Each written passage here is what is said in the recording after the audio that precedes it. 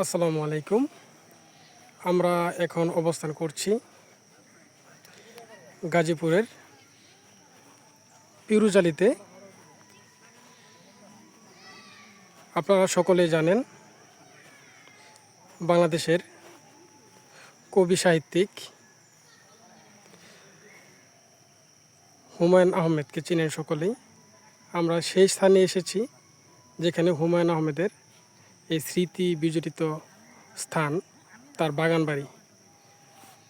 এখানে সবাই বেশিরভাগই দেখা গেছে যে শুটিং স্পট হিসেবে সকলেই চিনে নুহাশপল্লী শুটিং স্পট।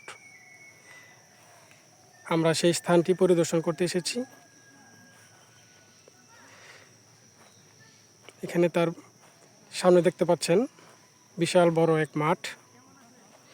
এই মাঠে একটি লিচু গাছ অবস্থিত।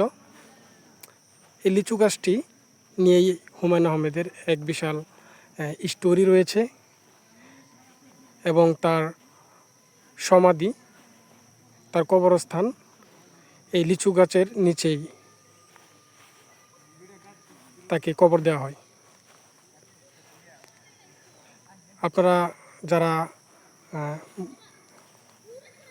হুমায়ুন আহমেদের বই পড়েছেন তাদেরকে বলতে চাই যে এই স্থানটি একবার হলেও দেখে যাবেন, যে আসলে কতটা সুন্দর পরিবেশে, গ্রামীণ পরিবেশে এই স্থানটি ঘিরে রয়েছে এই এলাকা জুড়ে। এই পিরুজালির মধ্যে সবচেয়ে সুনামধন্য এবং সকলেই চিনে থাকে নুহাশপল্লী হিসেবে।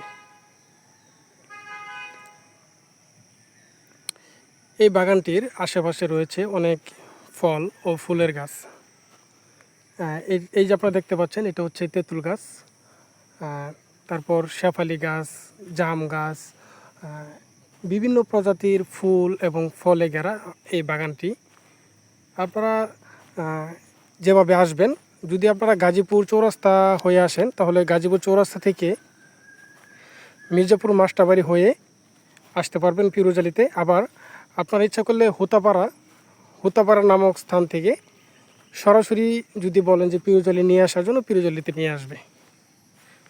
পিরুজালিতে হুতাপাড়া থেকে পিরুজালির ভাড়া নেবে 50 টাকা। কিছুক্ষণ আগে আমি যে কথাটা বলেছি যে লিচু গাছ নিয়ে, এই সেই লিচু গাছ, যে লিচু গাছের নিচে